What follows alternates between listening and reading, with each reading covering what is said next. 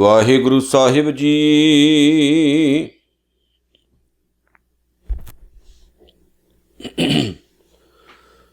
कबीर मोहे मरने का चाओ है, मरूं ता हर कै दुआर।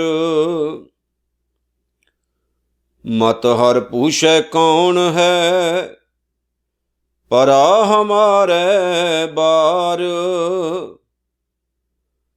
कबीर मोहे मरने का चाओ है, मरूं ता हर कै द्वार।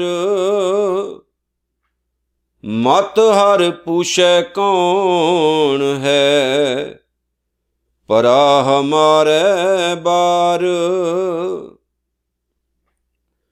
कबीर ना हम किया ना करेंगे, ना कर सके शरीर। क्या जानू किश हर किया, भयो कबीर कबीर। कबीर सुपने हूँ बरड़ाए कै, जे मुख निकसै राम। तां के पग की पान ही, मेरे तन को चाम। कबीर माटी के हम पूतरे, मानस राख्यो नाओ। चार दिवस के पाहुने, बड बड रूंदे ठाओ। कबीर मेहंदी कर घालिया, आप पिसाए पिसाए। तैं शह बात न पूछिए, कबहू न लाई पाए। कबीर मेहंदी कर घालिया, आप पिसाए पिसाए। तैं शह बात न पूछिए, कबहू न लाई पाए। गुरु रूप गुरु प्यारी साध संगत जीओ,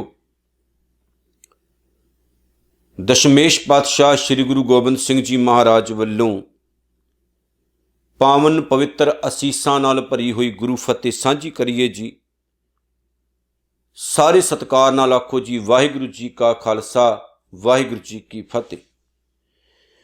श्रोमणी भगत भगत कबीर साहब के पावन सलोकां दी विचार आपां कर रहे हैं, जिन्हां दी विचार के तहत अज असीं 61 नंबर तो लैके 65 नंबर सलोकां तक विचार करांगे। ते अज दी साडी वीडियो 13 नंबर है। 12 पार्ट कंप्लीट होए ने, ये 13वां पार्ट है, 13 नंबर वीडियो है, जिहदे विच असीं कबीर साहब के जिहड़े 5 सलोकां दी विचार कर लगे हाँ, वो बड़ी बेशकीमती ने। जिथे कबीर साहब ने गल कीती है अपने उद्यम दी बल दी, उत्थे उन्होंने ये भी कहा भी अपने विच ताकत नहीं है, जे ताकत परमात्मा ना दवे तां। भी कोई भी बंदा वकारां बुराइयां नाल नहीं लड़ सकदा, जे रब ना चाहे तां। फिर उन्होंने गल कीती आपा भाव मटाउण दी, कि अपना आप मटा देना ये बड़ा जरूरी हुंदा है। अपना आप मटाउण दा मतलब अपनी आइडेंटिटी खत्म कर लेना नहीं हुंदा, अपनी ईगो मार लैनी हुंदा है, ईगो खत्म कर लैनी, हंकार खत्म कर लेना हुंदा। जदों असीं अपनी ईगो नूं खत्म करदे हां, फिर जाके असीं गुरु वाले बन सकते हैं। जिंदगी जीउण दा चज ही इंसान नूं फिर आउंदा, नित नहीं आ सकदा। फिर कबीर साहब ने यह भी कमाल की गल आखी, कहंदे जिन्ने मर्जी बंदा तप करे, जप करे, शरीर नूं कष्ट दवे, बड़ी घालना घाले, वो बंदा दुनिया की निगाह दे विच तां कबूल चढ़ जाएगा। लोग तां उहनूं कहणगे बड़ा वड्डा जपी तपी है, पर रब दे घर दे विच उहदी कोई बुकत नहीं पैनी, रब दे घर दे विच उहनूं कोई थां नहीं मिलनी। कबीर साहब दे जिहड़े 5 सलोक है जिहदी आपां विचार करनी है, बड़ी बेशकीमती है।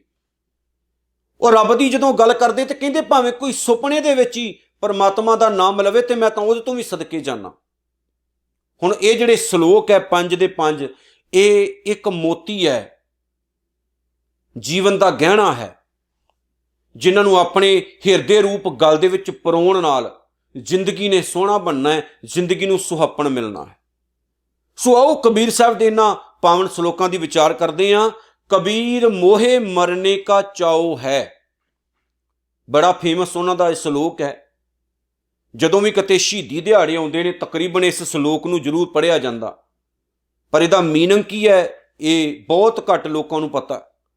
ਕਬੀਰ ਮੋਹੇ ਮਰਨੇ ਕਾ ਚਾਉ ਹੈ, ਮਰੋ ਤਾਂ ਹਰ ਕੈ ਦੁਆਰ।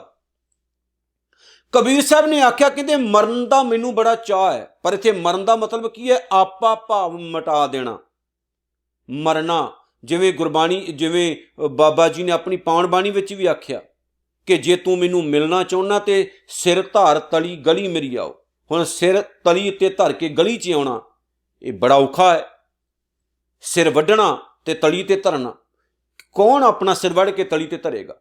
ਪਰ ਗੱਲ ਹੈ ਆਪਾ ਭਾਵ ਮਟਾਉਣ ਦੀ, ਕਿ ਆਪਣਾ ਸਿਰ ਆਪਣੀ ਤਲੀ ਤੇ ਰੱਖ ਕੇ ਆ, ਹੱਥ ਤੇਰੇ ਜੁੜੇ ਹੋਣ, ਨਿਮਰਤਾਵਾਨ ਹੋ ਜਾਏ, ਤੇਰਾ ਹੰਕਾਰ ਖਤਮ ਹੋ ਜਾਏ।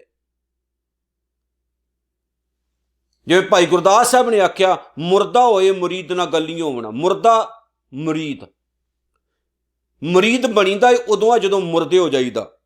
ਭਾਵ ਜ਼ਿੰਦਗੀ ਪਹਿਲੀ ਖਤਮ ਕਰ ਦਿਓ, ਭਾਵ ਆਪਾ ਭਾ ਮਿਟਾ ਦਿਓ, ਆਪਣੀ ਊਚ ਨੀਚ ਜਾਤ ਪਾਤ ਵਹਿਮ ਭਰਮ ਖਤਮ ਕਰ ਦਿਓ, ਹੰਕਾਰ ਬਿਲਕੁਲ ਨਾ ਰੱਖੋ ਤੇ ਗੁਰੂ ਦੇ ਦਰਬਾਰੇ ਉੱਤੇ ਟਹਿ ਪਾਓ।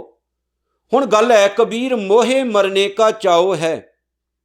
ਕਬੀਰ ਸਾਹਿਬ ਕਹਿੰਦੇ ਨੇ ਕਿ ਮੇਰੇ ਅੰਦਰ ਤਾਂ ਗਏ ਕਿ ਮੈਂ ਆਪਾ ਭਾਵ ਮਿਟਾ ਦਿਆਂ। ਮਰਨੇ ਕਾ ਚਾਉ, ਚਾਉ ਦਾ ਚਾਹ, ਬਹੁਤ ਉਤਸੁਕਤਾ ਹੈ, ਚਾਹ ਹੈ ਕਿ ਮੈਂ ਆਪਣੇ ਆਪ ਨੂੰ ਖਤਮ ਕਰ ਦਿਆਂ, ਆਪਾ ਭਾਵ ਮਿਟਾ ਦਿਆਂ, ਆਪਣਾ ਹੰਕਾਰ ਆਪਣੀ ਈਗੋ ਖਤਮ ਕਰ ਦਿਆਂ। ਮਰੋ ਤਾਂ ਹਰ ਕੈ ਦੁਆਰ, ਮੈਂ ਆਪਣੀ ਮਮਤਾ ਖਤਮ ਕਰ ਦਿਆਂ।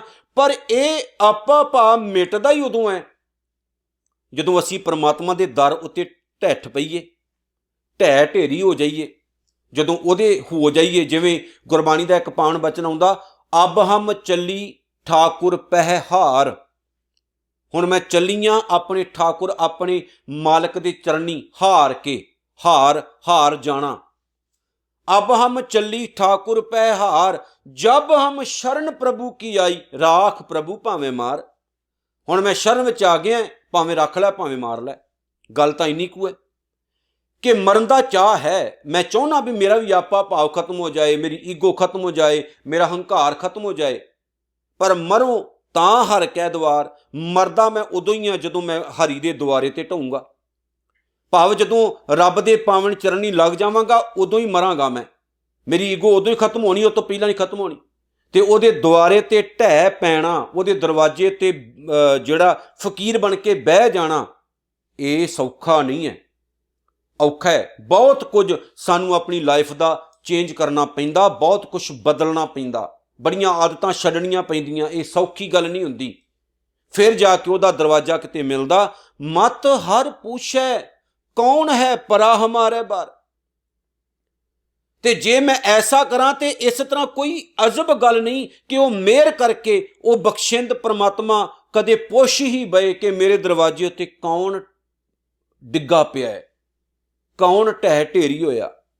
जे तू ये कोशिश करेगा कि मैं उहदा बन जाना, उहदे दरवाजे ते बह जाना, एक दिन आएगा जदों परमात्मा भी पुछेगा भी कौन है। ते जिदन उन्हें अंदरों आवाज़ दे दी भी कौन है, उस दिन ही खेड बन जानी। पर ये आवाज़ां सारिआं नूं नहीं आउंदियां, ते जिन्हां नूं आउंदियां ने फिर उन्हां दी जिंदगी बदलदी है। उन्हां नूं असीं आनंद विच वेखदे हां, उन्हां नूं असीं अनहद नाद विच वेखदे हां, रूहानीयत नाल भरे होए वेखदे हां। उन्हां नूं वेखदे हां वो पैसे की परवाह नहीं करते, उन्हां नूं वेखदे हां दुनिया की परवाह नहीं करते, उन्हां नूं वेखदे हां वो ऊच नीच की परवाह नहीं करते, जात पात नहीं देखते, उन्हां नूं वेखदे हां वो गोरे काले रंग उत्ते नहीं जाते, वितकरा नहीं करते।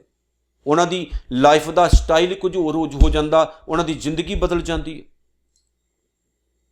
पर जिहड़े ढह पैंदे ने गल तां उन्हां दी है। हुण भगत पूर्ण सिंह वर्गे की सारे हो सकते हैं? नहीं, ਕਿਸੇ ਦੀਆਂ ਰਾਲਾਂ ਸਾਫ਼ ਕਰਨੀਆਂ ਸੌਖੀ ਗੱਲ ਨਹੀਂ। ਆਪਣੇ ਧੀਆਂ ਪੁੱਤਰਾਂ ਦਾ ਨੱਕ ਤਾਂ ਪੂੰਝਿਆ ਜਾ ਸਕਦਾ, ਉਹਨਾਂ ਦੀਆਂ ਰਾਲਾਂ ਤਾਂ ਸਾਫ਼ ਕੀਤੀਆਂ ਜਾ ਸਕਦੀਆਂ, ਪਰ ਸਾਰਿਆਂ ਦੀਆਂ ਰਾਲਾਂ ਸਾਫ਼ ਨਹੀਂ ਹੁੰਦੀਆਂ ਅਤੇ ਸਾਰਿਆਂ ਦੇ ਨੱਕ ਨਹੀਂ ਪੂੰਝ ਹੁੰਦੇ। ਯਾਦ ਰੱਖਿਓ, ਇਹ ਥੋੜ੍ਹਾ ਜਿਹਾ ਔਖਾ ਹੈ। ਪਰ ਦੁਨੀਆ ਦੇ ਵਿੱਚ ਬਹੁਤ ਐਸੇ ਨੇ, ਸ਼ਖਸੀਅਤਾਂ ਨੇ ਜਿਹੜੀਆਂ ਨਿਰੇ ਆਪਣੇ ਪਰਿਵਾਰ ਤੱਕ ਸੀਮਤ ਨਹੀਂ ਹੁੰਦੀਆਂ, ਉਹ ਦੂਜਿਆਂ ਲਈ ਵੀ ਬਹੁਤ ਕੁਝ ਕਰਕੇ ਜਾਂਦੀਆਂ ਨੇ। ਪਰ ਜਦੋਂ ਆਪਾਂ ਉਹਦੇ ਘਰ ਵਿੱਚ ਪ੍ਰਵਾਨ ਹੋ ਜਾਂਦੇ ਹਾਂ, ਡਿੱਗ ਪੈਂਦੇ ਹਾਂ, ਗੱਲ ਹੀ ਜ਼ਿੰਦਗੀ ਦੀ ਫਿਰ ਬਣਦੀ ਹੈ। ਅਗਲੀ ਗੱਲ, ਕਬੀਰ ਨਾ ਹਮ ਕੀਆ ਨਾ ਕरेंगे ਨਾ ਕਰ ਸਕੇ ਸ਼ਰੀਰ। ਹੁਣ ਇੱਥੇ ਗੱਲ ਹੈ ਕਿ ਉਹਦੇ ਦਰ ਉੱਤੇ ਢੱਠਣਾ ਸੌਖਾ ਨਹੀਂ। ਬਹੁਤ ਸਾਰੀਆਂ ਮੁਸੀਬਤਾਂ ਰਸਤੇ 'ਚ ਆਉਣਗੀਆਂ, ਕਦੇ ਆਕੜ ਆਏਗੀ, ਈਗੋ ਆਏਗੀ, ਕਦੇ ਕਾਮ, ਕ੍ਰੋਧ, ਹੰਕਾਰ, ਲੋਭ, ਮੋਹ ਆਦਿਕ ਵਿਕਾਰ ਆਉਣਗੇ, ਕਿਤੇ ਈਰਖਾ, ਕਿਤੇ ਨਿੰਦਾ, ਕਿਤੇ ਚੁਗਲੀ, ਬਹੁਤ ਕੁਝ ਆਏਗਾ। ਹੁਣ ਇਹਨਾਂ ਸਾਰੀਆਂ ਚੀਜ਼ਾਂ ਤੋਂ ਬਚਣਾ ਸੌਖਾ ਨਹੀਂ। ਤੇ ਕਬੀਰ ਸਾਹਿਬ ਨੇ ਹੁਣ ਸਮਰਪਣ ਦਿਖਾਇਆ, ਸਮਰਪਣ ਦੀ ਭਾਵਨਾ ਦਿਖਾਈ। ਜਦੋਂ ਗੁਰੂ ਦਾ ਸਿੱਖ ਗੁਰੂ ਦੇ ਦਰਵਾਜ਼ੇ ਉੱਤੇ ਢਹਿ ਕੇ ਕਹੇਗਾ ਵੀ ਮਾਲਕਾ ਮੇਰੇ ਵੱਸ ਵਿੱਚ ਕੁਝ ਵੀ ਨਹੀਂ ਆ, ਜੋ ਤੂੰ ਕਰੇ ਕਰਾਵੇਂ, ਜੋ ਤੂੰ ਚਾਹੇਗਾ ਉਹੀ ਹੋਣਾ, ਵੀ ਇਹ ਮੇਰੇ ਵੱਸ ਨਹੀਂ ਹੈਗਾ ਵੀ ਮੈਂ ਕਹਾਂ ਵੀ ਮੈਂ ਆਪ ਕਰ ਰਿਹਾ। ਇੱਥੇ ਕਬੀਰ ਸਾਹਿਬ ਨੇ ਸਮਰਪਣਤਾ ਦਿਖਾਈ। ਸਮਰਪਣ ਕਰਨਾ ਜ਼ਿੰਦਗੀ ਦਾ ਇੱਕ ਬੜਾ ਜ਼ਰੂਰੀ ਅੰਗ ਹੈ, ਧਾਰਮਿਕ ਲਾਈਫ ਦਾ। ਆਪਣੇ ਆਪ ਨੂੰ ਵਾਰ ਦੇਣਾ, ਆਪਣੇ ਆਪ ਨੂੰ ਸਮਰਪਿਤ ਕਰ ਦੇਣਾ ਵੀ ਲੈ ਮੈਂ ਤੇਰਾ ਹੀ ਹੋ ਗਿਆ। ਇਹ ਇੰਨਾ ਸੌਖਾ ਨਹੀਂ। ਕਬੀਰ ਸਾਹਿਬ ਕਹਿੰਦੇ ਨਾ ਹਮ ਕੀਆ, ਕਬੀਰ ਨਾ ਹਮ ਕੀਆ ਨਾ ਕरेंगे। ਕਮਾਦਕ ਵਿਕਾਰ ਜਿਹੜੇ ਨੇ, ਬੁਰਾਈਆਂ ਜਿਹੜੀਆਂ ਨੇ, ਕਬੀਰ ਸਾਹਿਬ ਕਹਿੰਦੇ ਇਹ ਮੇਰੀ ਹਿੰਮਤ ਨਹੀਂ ਸੀ ਕਿ ਇਹਨਾਂ ਕਮਾਦਕ ਵਿਕਾਰਾਂ ਤੋਂ, ਇਹਨਾਂ ਬੁਰਾਈਆਂ ਦੀ ਮਾਰ ਤੋਂ ਮੈਂ ਬਚ ਕੇ ਪ੍ਰਮਾਤਮਾ ਦੇ ਚਰਨਾਂ ਵਿੱਚ ਜੁੜ ਸਕਦਾ। ਜੇ ਮੈਂ ਜੁੜਿਆ, ਇਹ ਮੇਰੀ ਹਿੰਮਤ ਨਹੀਂ ਸੀ। ਨਾ ਹਮ ਕੀਆ ਨਾ ਕरेंगे, ਤੇ ਨਾ ਆਉਣ ਵਾਲੇ ਸਮੇਂ 'ਚ ਮੈਂ ਇਹ ਡੰਕਾ ਵਜਾ ਕੇ ਕਹਿਣਾ ਵੀ ਮੈਂ ਕੁਝ ਕਰ ਸਕਦਾ। ਨਾ ਪਹਿਲਾਂ ਮੈਂ ਕੁਝ ਕੀਤਾ, ਨਾ ਮੈਂ ਕੁਝ ਕਰ ਸਕਦਾ। ਜੇ ਕੁਝ ਖੋਇਆ ਤੇ ਉਹ ਮਾਲਕ ਦੀ ਦਇਆ ਨਾਲ ਹੋਇਆ। ਕਬੀਰ ਨਾ ਹਮ ਕੀਆ, ਨਾ ਮੈਂ ਕੁਝ ਕੀਤਾ ਪਹਿਲਾਂ, ਨਾ ਕरेंगे, ਨਾ ਮੈਂ ਕੁਝ ਗਾਂ ਕਰ ਸਕਦਾ। ਇਹ ਜੋ ਮੇਰੇ ਨਾਲ ਜ਼ਿੰਦਗੀ ਵਿੱਚ ਪਹਿਲਾਂ ਭਾਣੇ ਵਾਪਰੇ, ਮੈਨੂੰ ਮਾਲਕ ਨੇ ਚਰਨੀ ਜੋੜ ਕੇ ਆਪਣਾ ਭਗਤ ਬਣਾਇਆ। ਇਹ ਉਹਦੀ ਹੀ ਕਿਰਪਾ, ਉਹਨੇ ਹੀ ਮੈਨੂੰ ਬੁਰਾਈਆਂ ਤੋਂ ਬਚਾਇਆ। ਤੇ ਜੇ ਅਗਾਂਹ ਮੈਂ ਇਸੇ ਲਾਈਨ 'ਚ ਰਹਿਣਾ, ਇਸੇ ਦੁਨੀਆ 'ਚ ਰਹਿਣਾ, ਮਾਲਕ ਦੇ ਚਰਨੀ ਲੱਗਾ ਰਹਿਣਾ, ਤੇ ਮੇਰੇ 'ਚ ਪਾਵਰ ਨਹੀਂ ਹੋਣੀ, ਉਹਨੇ ਆਪ ਹੀ ਮੈਨੂੰ ਬਚਾ ਕੇ ਰੱਖਣਾ।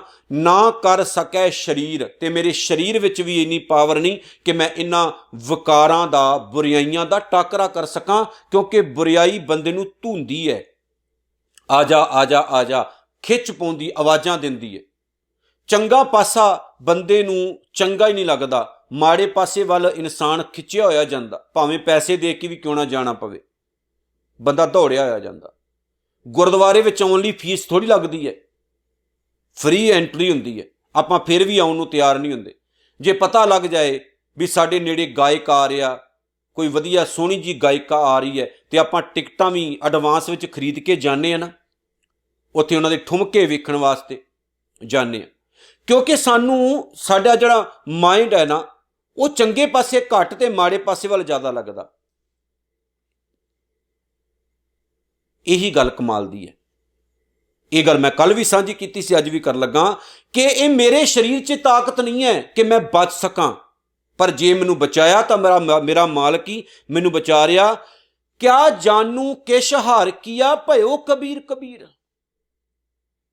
ਕਿਆ ਜਾਨੂ, ਕਹਿੰਦੇ ਅਸਲ ਗੱਲ ਇਹ ਹੈ ਕਿ ਇਹਨਾਂ ਬੁਰਾਈਆਂ ਨੂੰ ਜਿੱਤ ਕੇ ਜੋ ਥੋੜੀ ਬਹੁਤ ਭਗਤੀ ਮੈਥੋਂ ਹੋਈ ਹੈ, ਇਹ ਸਭ ਕੁਝ ਉਸ ਪ੍ਰਮਾਤਮਾ ਨੇ ਹੀ ਆਪ ਕੀਤਾ। ਕਿਆ ਜਾਨੂ, ਮੈਨੂੰ ਨਹੀਂ ਪਤਾ। ਕਿਛ ਹਾਰ ਕੀਆ, ਇਹ ਸਭ ਕੁਝ ਉਹਨੇ ਕੀਤਾ, ਤੇ ਕਿਵੇਂ ਕੀਤਾ ਮੈਨੂੰ ਨਹੀਂ ਪਤਾ। ਭਇਓ ਕਬੀਰ ਕਬੀਰ, ਜੇ ਅੱਜ ਲੋਕ ਕਬੀਰ ਕਬੀਰ ਕਰ ਰਹੇ ਹੈ, ਕਬੀਰ ਮਸ਼ਹੂਰ ਹੋ ਗਿਆ, ਕਬੀਰ ਭਗਤ ਮਸ਼ਹੂਰ ਹੋ ਗਿਆ, ਤੇ ਇਹ ਮੇਰੇ ਕਰਕੇ ਨਹੀਂ ਹੋਇਆ, ਮੇਰੇ ਪ੍ਰਮਾਤਮਾ ਕਰਕੇ ਹੋਇਆ। ਨਹੀਂ ਤਾਂ ਮੇਰੇ 'ਚ ਇੰਨੀ ਪਾਵਰ ਕਿੱਥੇ ਹੈ ਵੀ ਮੈਂ ਕੁਝ ਕਰ ਸਕਾਂ। ਜੇ ਕੁਝ ਹੋਇਆ ਤਾਂ ਇਹ ਉਹਨੇ ਕੀਤਾ, ਨਿਰੰਕਾਰ ਨੇ ਕੀਤਾ, ਰੱਬ ਨੇ ਕੀਤਾ, ਵਾਹਿਗੁਰੂ ਨੇ ਕੀਤਾ। ਅਗਲਾ ਸ਼ਲੋਕ, ਕਬੀਰ ਸੁਪਨੇ ਹੂੰ ਬਰੜਾਏ ਕੈ, ਕਹਿੰਦੇ ਜੇਕਰ ਕੋਈ ਇਨਸਾਨ ਸੁਪਨੇ ਦੇ ਵਿੱਚ ਵੀ ਬਰੜਾ ਕੇ ਜਿਹੇ ਮੁਖ ਨਿਕਸੈ ਰਾਮ, ਉਹਦੇ ਮੂੰਹ ਦੇ ਵਿੱਚੋਂ ਕਿਤੇ ਵਾਹਿਗੁਰੂ ਨਿਕਲ ਆਏ, ਕਿਤੇ ਉਹਦੇ ਮੂੰਹ ਚੋਂ ਪਰਮਾਤਮਾ ਦਾ ਨਾਮ ਨਿਕਲ ਆਏ, ਤੇ ਕਬੀਰ ਸਾਹਿਬ ਕਹਿੰਦੇ ਤਾਂ ਕਿ ਪੱਗ ਕੀ ਪਾਨਹੀ, ਪਾਣੀ ਦਾ ਮਤਲਬ ਹੁੰਦਾ ਜੁੱਤੀ, ਕਹਿੰਦੇ ਮੈਂ ਉਹਦੇ ਪੈਰਾਂ ਦੀ ਜੁੱਤੀ ਬਣਨ ਨੂੰ ਤਿਆਰ ਹਾਂ, ਮੇਰੇ ਤਨ ਕੋ ਚਾਮ, ਮੇਰੇ ਸਰੀਰ ਦਾ ਜਿਹੜਾ ਚੰਮ ਹੈ ਉਹ ਹਾਜ਼ਰ ਹੈ ਕਿ ਮੈਂ ਉਹਦੇ ਪੈਰਾਂ ਦੀ ਜੁੱਤੀ ਬਣ ਜਾਵਾਂ। ਮਤਲਬ ਇਹ ਹੈ ਕਿ ਮੈਂ ਉਹਦੇ ਤੋਂ ਸਦਕੇ ਕੁਰਬਾਨ ਬਲਿਹਾਰ, ਮੈਂ ਐਸੇ ਇਨਸਾਨ ਤੋਂ ਸਦਕੇ ਜਿਹੜਾ ਸੁਪਨੇ ਵਿੱਚ ਵੀ ਪ੍ਰਮਾਤਮਾ ਨੂੰ ਯਾਦ ਕਰਦਾ। ਵੇਖੋ ਕਿੰਨੀ ਜ਼ਿਆਦਾ ਵਡਿਆਈ ਕੀਤੀ ਗਈ ਉਸ ਬੰਦੇ ਦੀ ਜਿਹੜਾ ਰੱਬ ਨਾਲ ਜੁੜਿਆ, ਨਿਰੰਕਾਰ ਨਾਲ ਜੁੜਿਆ ਹੋਇਆ। ਤੇ ਸਾਨੂੰ ਵੀ ਤਾਂ ਚਾਹੀਦਾ ਵੀ ਆਪਾਂ ਆਪਣੇ ਕੰਮਕਾਰ ਕਰਦੇ ਹਾਂ, ਬੁਰਾਈਆਂ ਤੋਂ ਬਚ ਕੇ ਰਹੀਏ ਤੇ ਚੰਗੇ ਪਾਸੇ ਵੱਲ ਨੂੰ ਆਪਣੀ ਸੁਰਤ ਜੋੜ ਕੇ ਰੱਖੀਏ। ਤੇ ਕਬੀਰ ਸਾਹਿਬ ਨੇ ਐਵੇਂ ਉਸ ਬੰਦੇ ਦੀ ਵਡਿਆਈ ਥੋੜ੍ਹੀ ਕੀਤੀ ਹੈ, ਕਿਉਂਕਿ ਜਦੋਂ ਮੂੰਹ ਦੇ ਵਿੱਚੋਂ ਸੱਚੇ ਦਿਲ ਤੋਂ ਉਹਦਾ ਨਾਮ ਨਿਕਲਦਾ ਤੇ ਪਤਾ ਨਹੀਂ ਕਿੰਨੇ ਕੁ ਜਿਹੜੇ ਨੇ ਉਹ ਸਾਡੇ ਵਕਾਰ ਬੁਰਾਈਆਂ ਖਤਮ ਹੋ ਜਾਂਦੀਆਂ ਨੇ ਜੀਵਨ ਦੇ ਵਿੱਚੋਂ। ਕਬੀਰ ਸਾਹਿਬ ਦਾ ਅਗਲਾ ਸ਼ਲੋਕ, ਕਬੀਰ ਮਾਟੀ ਕੇ ਹਮ ਪੂਤਰੇ, ਮਾਨਸ ਰਾਖਿਓ ਨਾਉ। ਅਸੀਂ ਕੌਣ ਆ? ਮਿੱਟੀ ਦੇ ਪੁਤਲੇ ਆ। ਪੁਤਲਾ ਤਿਆਰ ਕਿਹਨੇ ਕੀਤਾ? ਵਾਹਿਗੁਰੂ ਨੇ। ਹੈ ਅਸੀਂ ਮਿੱਟੀ ਆ ਤੇ ਮਿੱਟੀ ਦੇ ਪੁਤਲੇ ਆ। ਮਾਨਸ ਰਾਖਿਓ ਨਾਉ, ਤੇ ਇਹ ਜਿਹੜਾ ਮਿੱਟੀ ਦਾ ਪੁਤਲਾ ਹੈ ਮੇਰਾ ਸਰੀਰ, ਇਹਦਾ ਨਾਮ ਮਨੁੱਖ ਹੈ। ਇਹਨੂੰ ਮਨੁੱਖ ਕਹਿੰਦੇ ਨੇ, ਜੀਵ ਕਹਿੰਦੇ ਨੇ। ਹੈ ਆਪਾਂ ਮਿੱਟੀ ਦੇ ਪੁਤਲੇ ਆ, ਸਾਨੂੰ ਮਾਨਸ ਕਿਹਾ ਜਾਂਦਾ, ਮਨੁੱਖ ਕਿਹਾ ਜਾਂਦਾ, ਹੈ ਆਪਾਂ ਮਿੱਟੀਆਂ। ਤੇ ਕਮਾਲ ਦੀ ਗੱਲ ਇਹ ਹੈ ਕਿ ਜਿਸ ਪ੍ਰਮਾਤਮਾ ਨੇ ਇਸ ਮਿੱਟੀ ਦਾ ਪੁਤਲਾ ਤਿਆਰ ਕਰਕੇ ਇਹਦੇ ਵਿੱਚ ਆਪਣੀ ਜੋਤ ਪਾ ਦਿੱਤੀ, ਆਪਾਂ ਉਹਨੂੰ ਵਿਸਾਰ ਕੇ ਫਿਰ ਮਿੱਟੀ ਨਾਲ ਹੀ ਪਿਆਰ ਕਰ ਰਹੇ ਹਾਂ, ਜਦ ਕਿ ਸਾਨੂੰ ਪਤਾ ਇਸ ਪੁਤਲੇ ਨੇ, ਮਿੱਟੀ ਦੇ ਪੁਤਲੇ ਨੇ ਮਿੱਟੀ ਵਿੱਚ ਹੀ ਰਲ ਜਾਣਾ। ਮਾਟੀ ਕੋ ਪੂਤਰਾ ਕੈਸੇ ਨਚਤ ਹੈ, ਨੱਚ ਰਿਹਾ ਹੈ ਉਹ, ਪਰ ਉਹਨੂੰ ਪਤਾ ਵੀ ਇੱਕ ਦਿਨ ਮਿੱਟੀ ਹੈ, ਮਿੱਟੀ 'ਚ ਰਲ ਜਾਣੀ। ਪਰ ਫਿਰ ਵੀ ਜਿਨਨੇ ਇਸ ਮਿੱਟੀ ਦੇ ਵਿੱਚ ਜਿੰਦ ਪਾਈ, ਜਾਨ ਪਾਈ, ਆਪਾਂ ਉਹਨੂੰ ਭੁੱਲ ਗਏ ਹਾਂ, ਵਸਾਰ ਦਿੱਤਾ। ਇੱਥੇ ਹੀ ਫੋਕਸ ਕਰਨਾ, ਉਹਨੂੰ ਯਾਦ ਰੱਖਣਾ। 4 ਦਿਵਸ ਕੇ ਪਾਹੁਣੇ ਵੱਡ ਵੱਡ ਰੂੰਦੇ ਠਾਉ।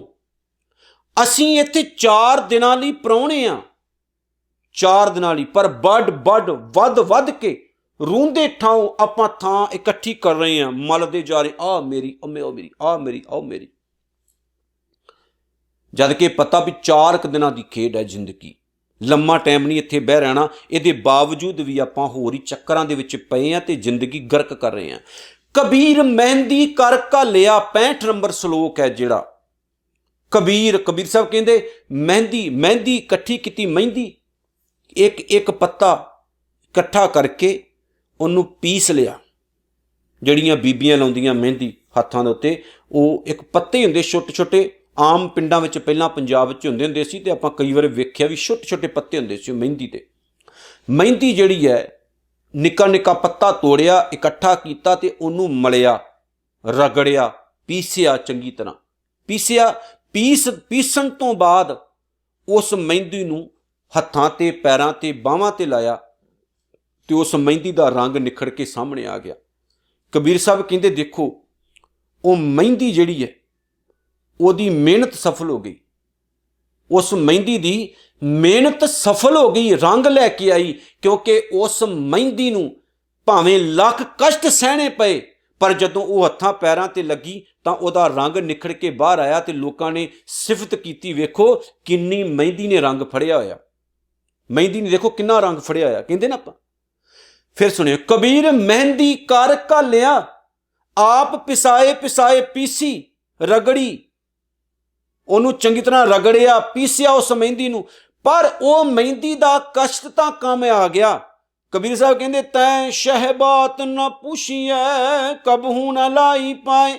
ਪਰ ਦੂਸਰੇ ਪਾਸੇ ਕਬੀਰ ਸਾਹਿਬ ਕਹਿੰਦੇ ਕਿਸੇ ਮਨੁੱਖ ਨੇ, ਜਿਸ ਬੰਦੇ ਨੇ ਆਪਣੇ ਸਰੀਰ ਨੂੰ ਤਪ ਕਰ ਕਰਕੇ ਕਸ਼ਟ ਦਿੱਤੇ, ਪੁੱਠਾ ਲਟਕਿਆ, ਬੁਰਾ ਹਾਲ ਸਰੀਰ ਦਾ ਕਰ ਲਿਆ ਵੀ ਮੈਂ ਰੱਬ ਦੇ ਘਰ 'ਚ ਪ੍ਰਵਾਨ ਚੜ੍ਹ ਜਾਣਾ, ਖੌਰੇ ਮੈਂ ਤਾਂ ਬੰਦਗੀ ਕਰ ਰਿਹਾ, ਸਰੀਰ ਨੂੰ ਕਸ਼ਟ ਦੇਣੇ, ਭੁੱਖਾ ਰਹਿਣਾ, ਅੱਗ ਬਾਲ ਕੇ ਵਿੱਚ ਬਹਿ ਜਾਣਾ, ਹੋਰ ਹੀ ਪੁੱਠੇ ਸਿੱਧੇ ਜੇ ਕੰਮ ਕਰਨੇ, ਨੰਗੇ ਪੈਰੀਂ ਯਾਤਰਾ ਕਰਨੀਆਂ। ਕਹਿੰਦੇ ਇਹਨਾਂ ਕਸ਼ਟਾਂ ਨਾਲ ਰੱਬ ਖੁਸ਼ ਨਹੀਂ ਹੋਇਆ। ਤੈਂ ਸ਼ਹਿ ਬਾਤ, ਰੱਬ ਨੇ ਤਾਂ ਬਾਤ ਨਾ ਪੁੱਛੀ, ਤੇਰੇ ਵੱਲ ਤਾਂ ਵੇਖਿਆ ਵੀ ਨਾ ਰੱਬ ਨੇ। ਤੂੰ ਤਾਂ ਮਹਿੰਦੀ ਤੋਂ ਵੀ ਮਾੜਾ ਹੈ। ਉਹਨੂੰ ਤਾਂ ਵਿਚਾਰੀ ਨੂੰ ਕਸ਼ਟ ਆਏ ਤੇ ਉਹਦੇ ਤਾਂ ਕੰਮ ਆ ਗਏ। ਕਮਲਿਆ, ਤੂੰ ਆਪਣੇ ਸਰੀਰ ਨੂੰ ਇੰਨੇ ਕਸ਼ਟ ਦਿੱਤੇ, ਕਬਹੂ ਨਾ ਲਾਈ ਪਾਏ। ਰੱਬ ਨੇ ਤੈਨੂੰ ਕਦੇ ਆਪਣੇ ਚਰਨਾਂ ਨਾਲ ਹੀ ਨਹੀਂ ਜੋੜਿਆ, ਕਿਉਂਕਿ ਜਿਹੜੇ ਤੂੰ ਕੰਮ ਕਰਦਾ ਫਿਰਦਾ, ਰੱਬ ਤਾਂ ਉਹ ਆਪਣੇ ਘਰ 'ਚ ਪ੍ਰਵਾਨ ਹੀ ਨਹੀਂ ਕਰਦਾ। ਜਿਵੇਂ ਆਸਾ ਦੀ ਵਾਰ ਵਿੱਚ ਆਖਿਆ ਨਾ, ਲਿਖ ਲਿਖ ਪੜ੍ਹਿਆ ਤੇਤਾ ਕੜਿਆ, ਬਹੁ ਤੀਰਥ ਭਵਿਆ ਤੇਤੋ ਲਵਿਆ, ਬਹੁ ਭੇਖ ਕੀਆ ਦੇਹੀ ਦੁਖ ਦੀਆ, ਸ਼ੋਹਵੇ ਜੀਆ ਆਪਣਾ ਕੀਆ, ਅੰਨ ਨਾ ਖਾਇਆ ਸਾਧ ਗਵਾਇਆ, ਬਹੁ ਦੁੱਖ ਪਾਇਆ ਦੂਜਾ ਪਾਇਆ, ਬਸਤਰ ਨਾ ਪਹਿਰੇ ਐਨਸ ਕਹਿਰੇ, ਮੋਣ ਵਿਗੂਤਾ ਕਿਉਂ ਜਾਗੈ ਗੁਰਬਿਨ ਸੂਤਾ, ਪਾਗੂ ਪੇਤਾਣਾ ਆਪਣਾ ਕੀਆ ਕਮਾਣਾ, ਆਲਮਲ ਖਾਈ ਸਿਰ ਸ਼ਾਹੀ ਪਾਈ, ਮੂਰਖਨ ਦੇ ਪਤ ਗਵਾਈ। ਇਹ ਸਾਰੇ ਕਰਮਕਾਂਡ ਜਿਹੜੇ ਆਪਾਂ ਕਰਦੇ, ਗੁਰੂ ਸਾਹਿਬ ਨੇ ਕਿਹਾ ਇਹਨਾਂ ਕਰਮਕਾਂਡਾਂ ਨਾਲ ਕਦੇ ਰੱਬ ਵੀ ਖੁਸ਼ ਹੋਇਆ, ਕਦੇ ਜ਼ਿੰਦਗੀ ਵਿੱਚ ਆਨੰਦ ਵੀ ਬਣਿਆ। ਸੋ ਆਓ ਅਸੀਂ ਆਪਣੀ ਜ਼ਿੰਦਗੀ ਨੂੰ ਸਮਰਪਣ ਦੀ ਭਾਵਨਾ ਵਿੱਚ ਬਦਲੀਏ ਤੇ ਗੁਰਦੇਵ ਦੇ ਪਾਵਨ ਚਰਨੀ ਲੱਗੀਏ। ਕਬੀਰ ਸਾਹਿਬ ਦੇ 5 ਸ਼ਲੋਕ ਜਿਹੜੇ ਆਪਾਂ ਵਿਚਾਰੇ ਨੇ, ਇਹ ਸਾਡੇ ਜੀਵਨ ਵਿੱਚ ਵਸਣ, ਇਹੀ ਅਰਦਾਸ ਬੇਨਤੀ ਹੈ। 13 ਨੰਬਰ ਪਾਠ ਇੱਥੇ ਸਮਾਪਤ ਹੁੰਦਾ ਹੈ।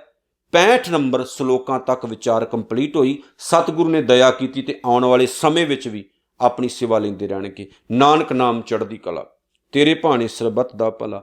ਵਾਹਿਗੁਰੂ ਜੀ ਕਾ ਖਾਲਸਾ, ਵਾਹਿਗੁਰੂ ਜੀ ਕੀ ਫਤਿਹ।